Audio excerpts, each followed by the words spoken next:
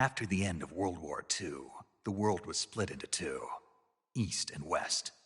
This marked the beginning of the era called the Cold War.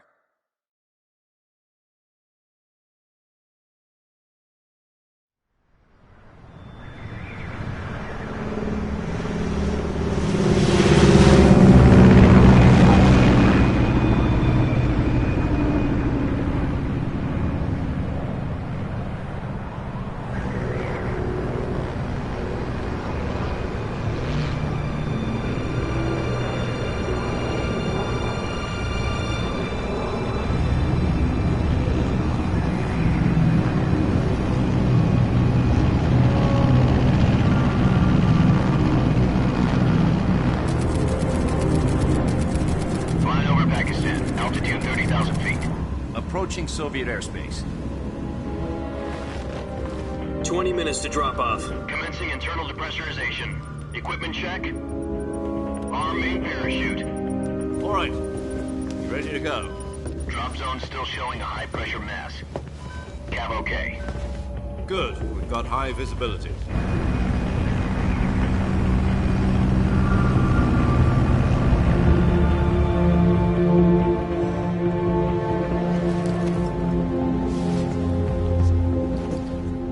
Cigar. Connecting oxygen hose to interior connector. Put on your mask.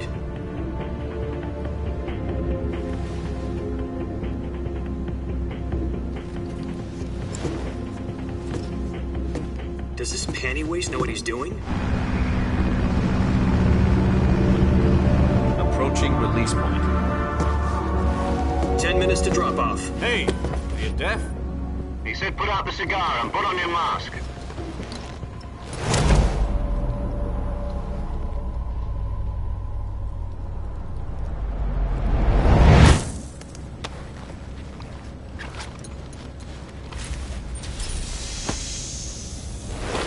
Depressurization complete. Checking oxygen supply. 6 minutes to drop off. Opening rear hatch.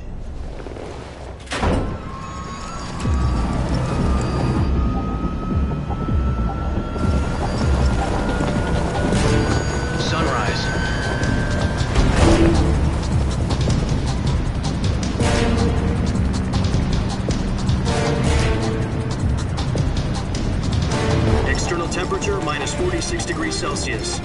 2 minutes to drop off. Stand up. You'll be falling at 130 miles per hour. Try not to get frostbite from the wind chill. 1 minute to drop off. Move to the rear. Activate bailout bottle. This is one for the history books. The world's first halo jump. 10 seconds to drop off. Stand by. Status okay, all green. Prepare for drop-off. Countdown. 5, 4, 3, 2, 1. Spread your wings and fly. God be with you.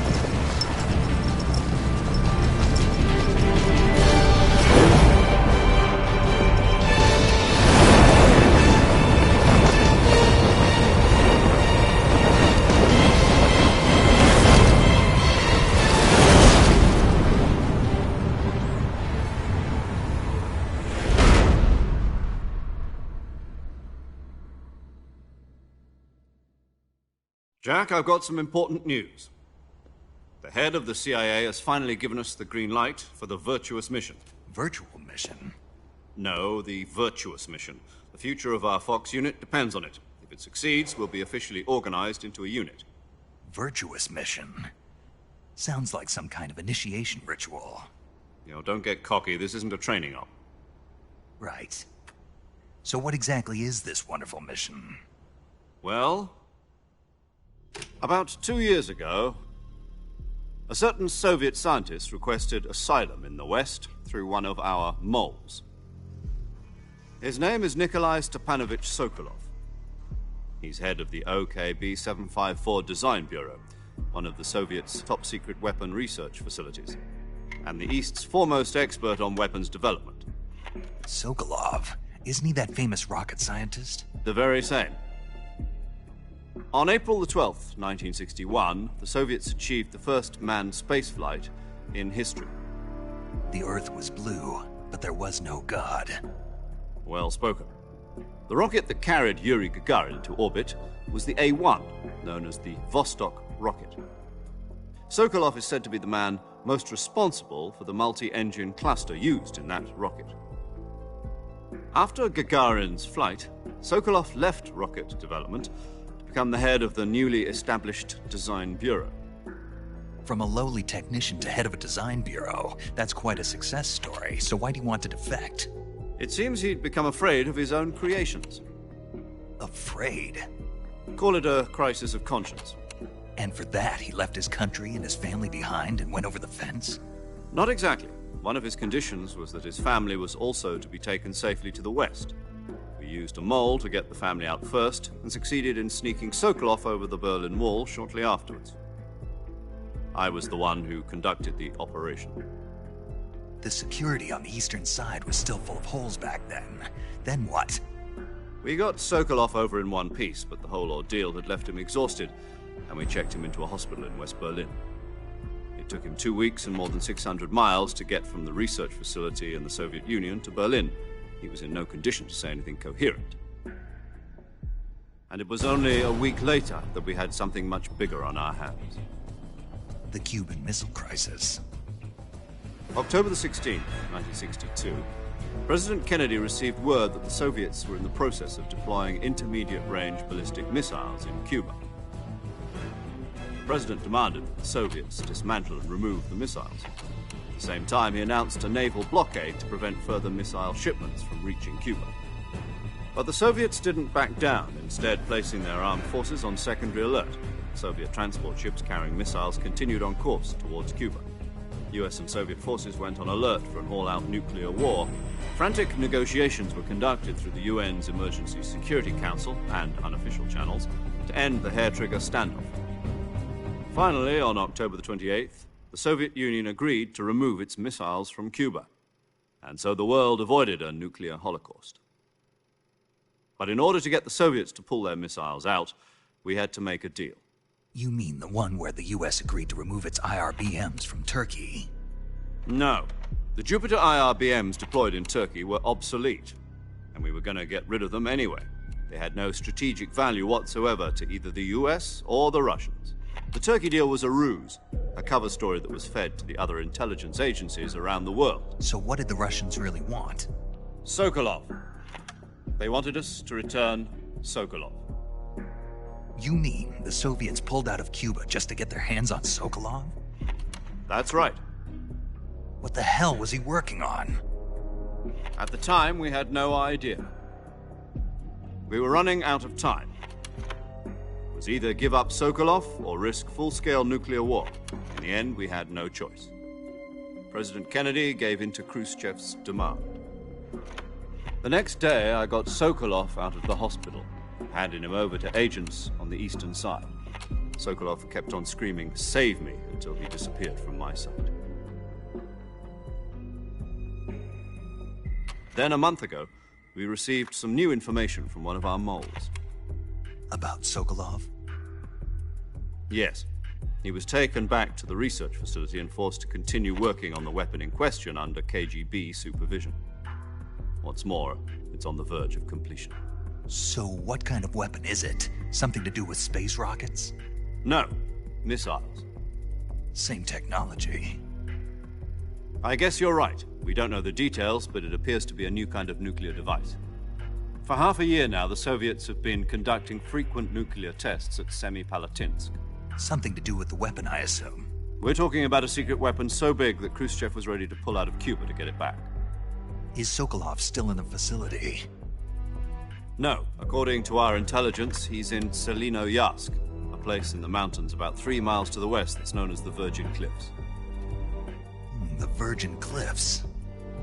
Nice name for a virtuous mission. They moved him there just recently. Why? Apparently, they're conducting a field test of the weapon, but it's our best chance to get him back. This mission would never have been possible if he was still in the research facility. This is our last chance. Sokolov must have known that too when he contacted us.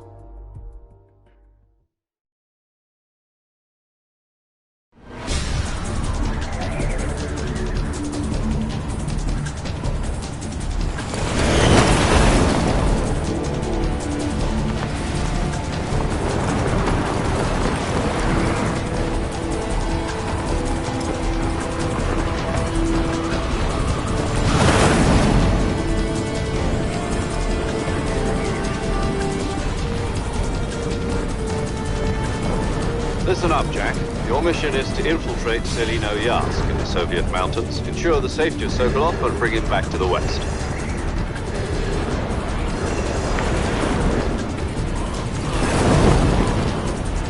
If we don't get Sokolov back before that weapon is complete, we'll be facing a major crisis. The clock is ticking.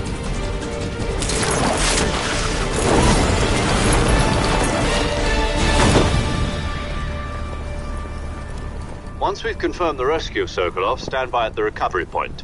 A recovery balloon will be dropped at that point. Helium will be pumped into the balloon to inflate it. The process takes about 20 minutes. Once it's complete, the gunship's arm will latch onto the balloon and pull it up. The Fulton surface-to-air recovery system. I'm familiar with the theory. Take it easy. It's been combat-proven. Do you think Sokolov is up to it? The shock will be less than during a parachute jump, and the arm can handle up to 500 pounds. So you're planning on going over the border in a single combat Talon? She's equipped with two 6-barrel 20mm Vulcan cannons, as well as two 40mm machine guns. Sounds like she could hold her own against a battalion of tanks. Even with the fuel in the reserve tank, we're facing a 4-hour time limit. If all goes well, it shouldn't take more than a few hours. Home in time for dinner. But if anything goes wrong, you'll be eating dinner, breakfast, and all the rest of your meals in the jungle.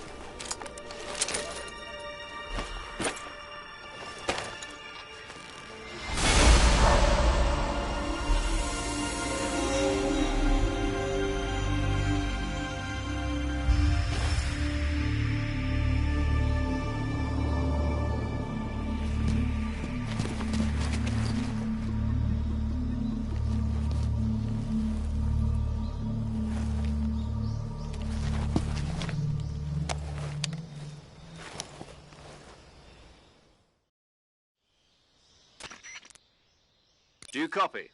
You're already in enemy territory, and somebody might be listening in. From here on out, we'll be using code names to refer to each other. Your code name for this mission will be Naked Snake. I'll be referring to you as Snake from now on. You're not to mention your real name. Snake? Oh, you don't like snakes? What do you mean? Well, you've eaten one before, haven't you? In survival training. I'm glad to hear that. I don't know if I'd ever order one in a restaurant, but... Be careful, you might not have a choice. What about you, Major? What should I call you? Let's see. I'll be Tom. Call me Major Tom. This will be a sneaking mission. You must not be seen by the enemy. You must leave no trace of your presence. Is that clear? This kind of infiltration is the Fox unit's speciality. In other words, weapons and equipment are procured on site.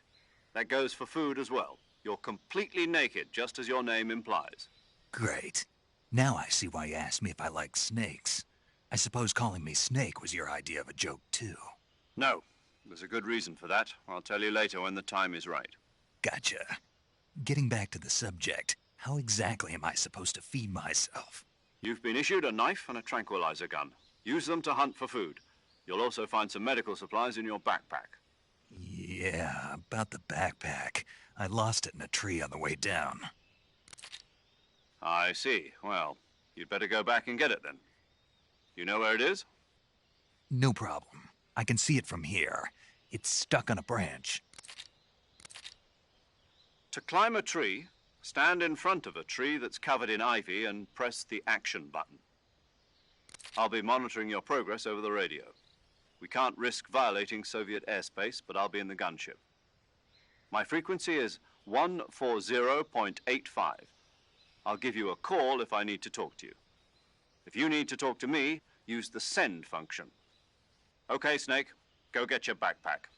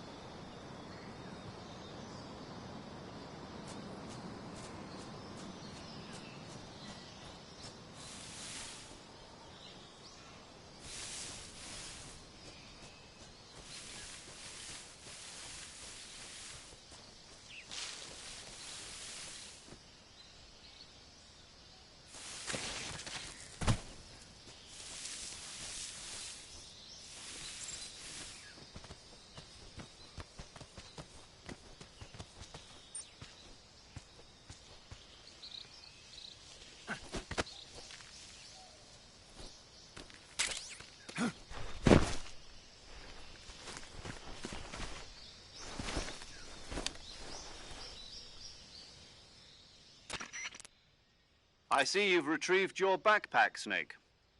To equip a weapon, it's necessary to take it out of your backpack. In the survival viewer, choose Weapon from the backpack. Your available weapons will be displayed in a list on the screen. From that list, choose the weapon you want to equip and press the Enter button. For other equipped items, just do the same thing from Item. Got it. Use the survival viewer backpack. Yep, that's right. Survival is fundamental to this mission. After you've been out in the field for a while, your stamina will start to drop. If your stamina gets too low, it'll affect your performance. You won't be able to shoot accurately, for example, and your wounds won't heal as smoothly. Keep an eye on your stamina so you don't run out. To recover lost stamina, you can hunt for local flora and fauna. You can use either your tranquilizer gun or your knife to hunt. My only weapon is a Mark 22 Hush Puppy tranquilizer gun? That's right. It's been fitted with its own suppressor. However, the suppressor will deteriorate every time you fire. Once its durability reaches 0, the noise suppression effect will be gone. So don't get too trigger-happy with it. The suppressor's durability is shown in the icon. Any weapons and equipment beyond what you're carrying now, you'll have to find as you go. I have to find my own weapons and equipment? Whose crazy idea was this, anyway? Solo covert actions are standard Fox operating procedure. You can't leave any traces of your presence. No weapons, equipment, footprints, sweat, or bodily waste. The same goes for bullets and cartridges, too. Your presence in enemy territory is already a violation of international conventions of warfare. There aren't supposed to be any American soldiers in Russia. It could spark an international incident. You can't let anyone see you. You can't let the enemy know you're there. This is a stealth mission. You're a ghost, Snake, in every sense of the word. And there'll be no rescue if you're captured. The military and U.S. government will deny any involvement in the affair. Then I'll just have to take care of myself, huh? I'm afraid so. You've been given a fake death pill for that purpose. SIS guidelines stipulate that soldiers on covert ops like this one be issued a potassium cyanide capsule. Tape it to your body so you can take it when you need to. How generous of you. Use it if you're taken prisoner by the enemy. It'll send you into a state of false death for a short time. Fooling them into thinking that I'm really dead.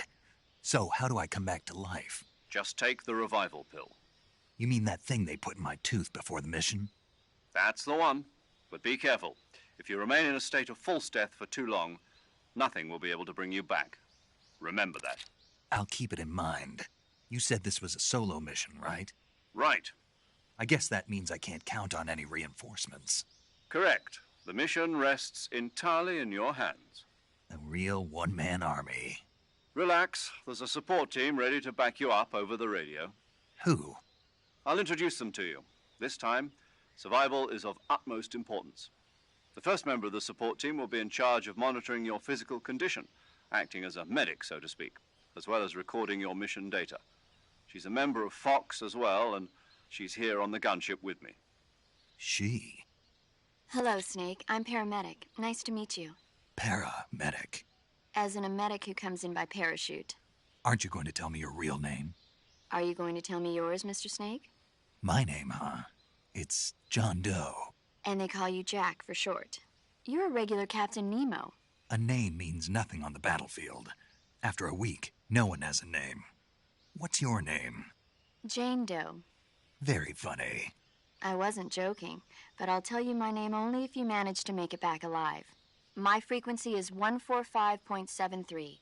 She's also in charge of recording your mission data. Whenever you want to save, send a message over the reserved save frequency, 140.96.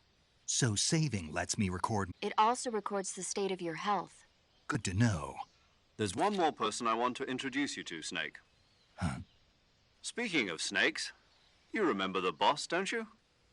A legendary soldier and your mentor. Actually, it was the boss that got the DCI's authorization in the first place. She's going to be serving as Fox's mission advisor. The boss is? She also helped me plan this mission.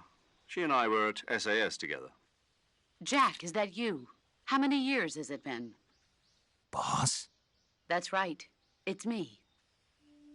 Oh. Talk to me. Let me hear your voice. It's been 5 years, 72 days, and 18 hours. You've lost weight. You can tell just by the sound of my voice. Of course I can. I know all about you. Really? Well, I don't know anything about you. What's that supposed to mean? Why'd you disappear on me all of a sudden? I was on a top-secret mission. You didn't need me anymore. But there were still so many things I wanted you to teach me. No, I taught you everything you needed to know about fighting techniques. I taught you all I could. The rest you needed to learn on your own. Techniques, sure. But what about how to think like a soldier? How to think like a soldier? I can't teach you that. A soldier needs to be strong in spirit, body, and technique. And the only thing you can learn from someone else is technique. In fact, technique doesn't even matter. What's most important is spirit. Spirit and body are like two sides of a single coin. They're the same thing. I can't teach you how to think. You'll just have to figure it out for yourself. Listen to me, Jack. Just because soldiers are on the same side right now doesn't mean they always will be. Having personal feelings about your comrades is one of the worst sins you can commit. Politics determine who you face on the battlefield.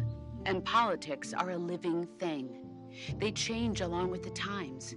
Yesterday's good might be tomorrow's evil. Is that why you abandoned me? No, it had nothing to do with you. I already told you, Jack. I was on a top-secret mission. A soldier has to follow whatever orders he's given. It's not his place to question why. But you're looking for a reason to fight. You're a natural-born fighter, but you're not quite a soldier. A soldier is a political tool, nothing more. That's doubly true if he's a career soldier. Right and wrong have no place in his mission. He has no enemies and no friends. Only the mission. You follow the orders you're given. That's what being a soldier is. I do whatever I have to get the job done. I don't think about politics. That's not the same thing. Sooner or later, your conscience is going to bother you. In the end, you have to choose whether you're going to live as a soldier or just another man with a gun. There's a saying in the Orient, loyalty to the end. Do you know what it means? Being patriotic. It means devoting yourself to your country. I follow the president and the top brass. I'm ready to die for them if necessary. The president and the top brass won't be there forever. Once their terms are up, others will take their place. I follow the will of the leader, no matter who's in charge.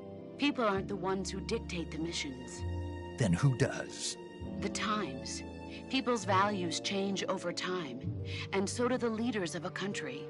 So there's no such thing as an enemy in absolute terms. The enemies we fight are only enemies in relative terms, constantly changing with the times. As long as we have loyalty to the end, there's no point in believing in anything, even in those we love. And that's the way a soldier's supposed to think? The only thing we can believe in with absolute certainty is the mission, Jack. All right, but do me a favor. What is it? Call me Snake. Snake. Oh, right. Your code name is Snake. It suits you well.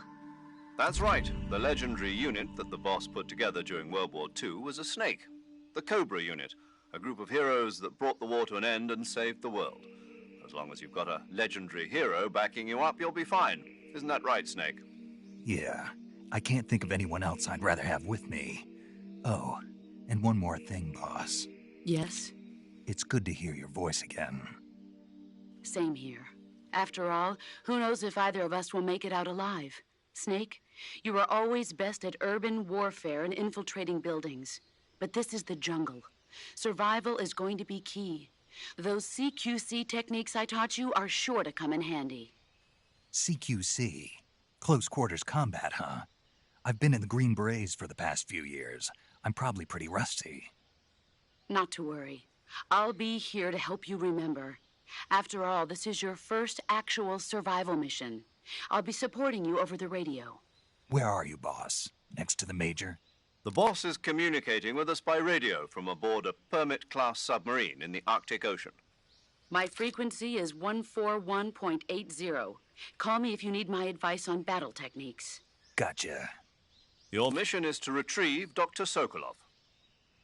Dr. Sokolov is being held in an abandoned factory located to the north of your current position. Avoid heavy combat and don't let anyone see you. Don't forget that this is a stealth mission. Snake, try to remember some of the basics of CQC.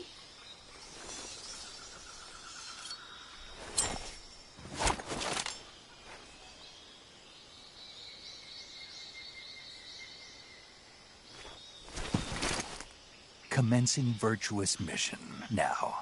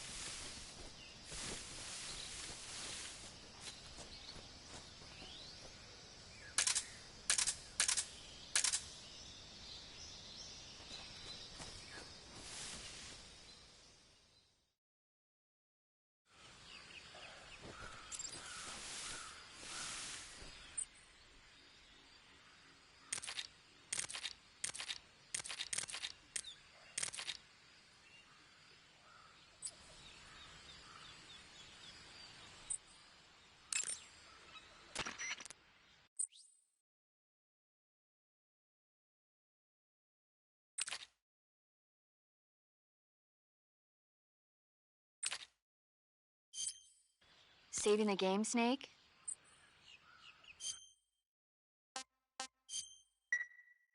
Hey, Snake, you ever heard of Godzilla, King of Monsters? No, what is it? It's a movie. You haven't seen it? Nope. It's about this monster called Godzilla, who grows to an enormous size in a nuclear test and goes on a rampage in Tokyo. Nuclear test, huh? Then the Marshall Islands must be crawling with giant monsters right about now. It's just make-believe. Maybe that's why my pants have been so tight lately. Snake, it's a movie, not a report out of Los Alamos. I know. So then what happened? Godzilla is immune to all weapons, and humanity has no way to stop the monster. Dr. Shirazawa develops a new type of weapon, but meanwhile Godzilla is getting closer and closer to Tokyo, obliterating everything in his path. It was originally a Japanese movie, but they made an American version too. I recommend seeing the original Japanese one if you ever get the chance. It's mostly mindless fun, but it's also got a serious anti-nuke message as well. Where can I see the original? You'll just have to go to Japan. Really? That's too bad. If you wait 40 years, you might be able to see it in America too. It might even win awards all across the globe in 60 years. Why's that? 2024 will be Godzilla's 70th birthday. You think they're still going to be making Godzilla movies then? Of course. Everybody loves Godzilla. You sure know a lot about movies. I don't suppose you're the movie-watching type, are you? Not really. Okay, then I'll tell you everything I know. When the going gets tough, movies can save your life. It's always good to be able to look at things from a different perspective when you get in a jam.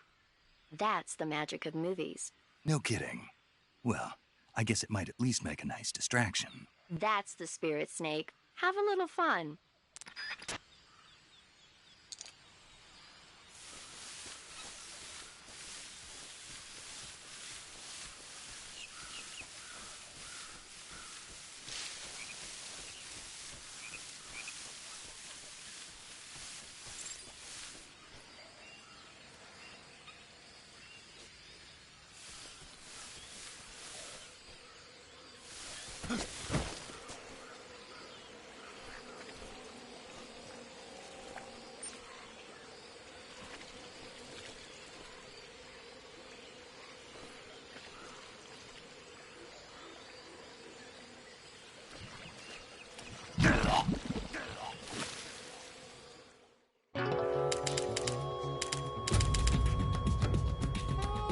Snake?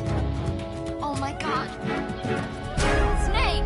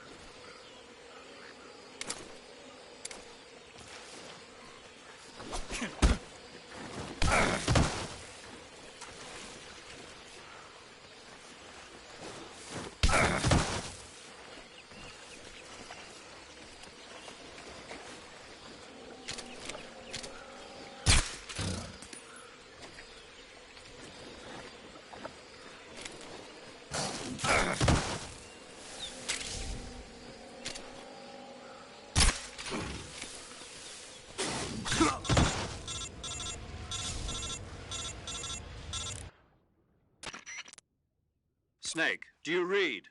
Snake! Major. Snake, are you all right? Yeah, I'm okay. You're far from okay. Look at your life gauge. You're on your last leg. No, I can still... See? Snake, this is a solo sneaking mission. Do you know what that means? Yeah. No, you don't. Huh? It means there's no backup, no cavalry. If you're taken out, nobody is there to take your place. Pull out for now and recuperate. Find a hiding place and get some rest. Your life gauge will gradually recover with time. But the speed of your life gauge recovery depends on the level of your stamina gauge. So get plenty to eat, then get some rest. You hear me? Do you hear me? I hear you.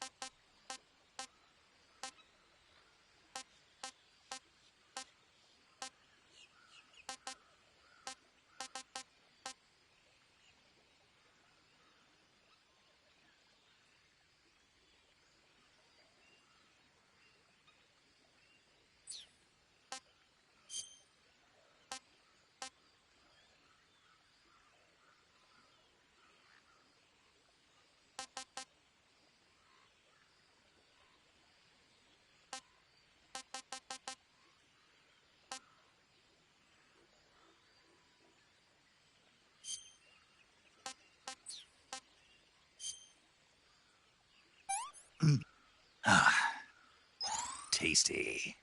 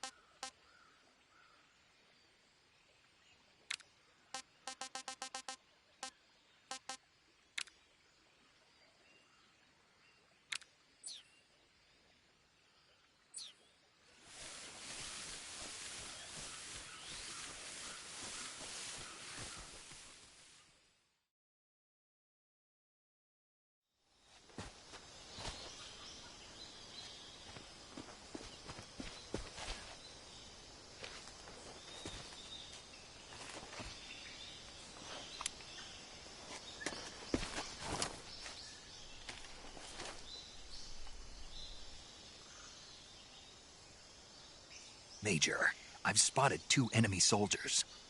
They're probably KGB troops sent to guard Sokolov. AK-47s and grenades.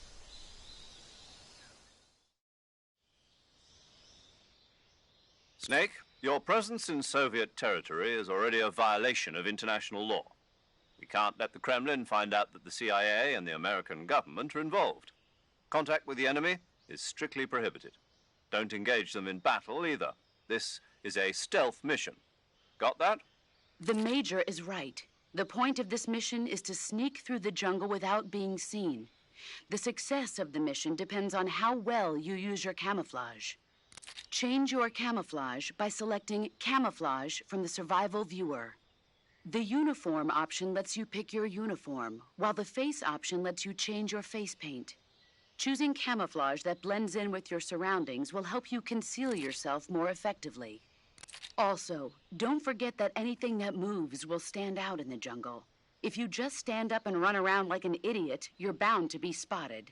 But if you crawl instead, you should be able to sneak by without being noticed. You can see how effective your camouflage is by looking at the Camo Index. The Camo Index shows how well your current camouflage blends in with the surrounding area. The higher the value, the harder you are to spot, and vice versa. The key is to make yourself one with nature. Keep that in mind as you go along, okay?